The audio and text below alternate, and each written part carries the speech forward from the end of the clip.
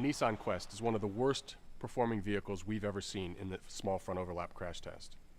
The structure collapsed like a house of cards. This point here moved nearly 2 feet toward the driver, trapping its left leg between the seat and the instrument panel. We had to cut the seat out in order to remove the dummy, and then we needed a crowbar to pry the right foot loose. Not surprisingly, the forces measured on the left leg were so high that a real person experiencing that would be lucky ever to walk normally again. You wouldn't want to be in the Chrysler Town & Country or its twin, the Dodge Caravan, in this kind of a crash. The structure collapsed around the driver. This portion here moved more than a foot into the driver's space. At the same time, the steering wheel moved to the right, so the dummy's head slid off the airbag and impacted against the instrument panel. When the structure collapses, injuries are more likely. In the case of the Town & Country, the dummy's left leg was gouged by the intruding parking brake pedal, and its knee was severely cut by a bracket underneath the instrument panel. The dummy skin's a lot tougher than human skin, so this doesn't bode well for real humans in this type of crash. Front small overlap crashes are especially tough on minivans. That's because they're typically built on car frames, but they're wider and heavier, so more of their structure is located outboard of the energy-absorbing frame rails. Still, Honda and Toyota demonstrate that it's possible to provide decent crash protection in this type of crash for minivans. If you're shopping for a new vehicle, choose one with the best overall crash test ratings and also one that has a front crash prevention system.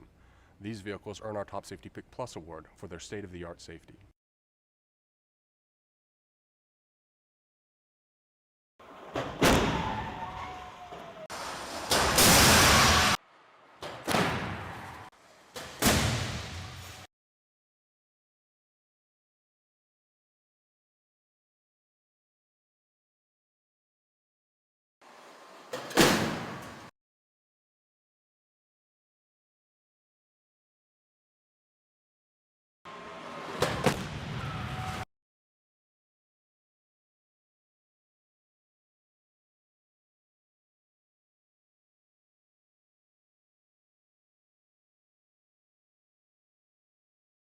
The hinge pillar was pushed backward 17 inches, and the door frame was pushed so far inside the occupant compartment that the dummy's head hit it after sliding off the front airbag.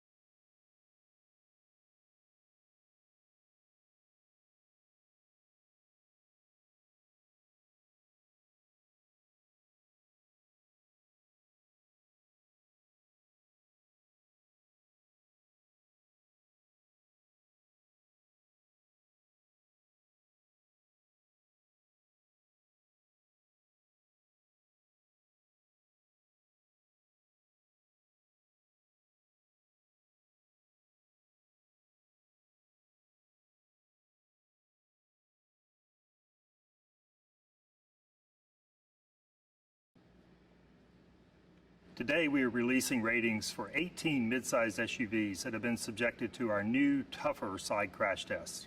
Our original side crash test was introduced almost 20 years ago. We needed a new, tougher test that represented the real-world crashes that are occurring today that involve higher speeds and heavier vehicles. What we have done is develop a heavier barrier and are now running our tests at a higher speed.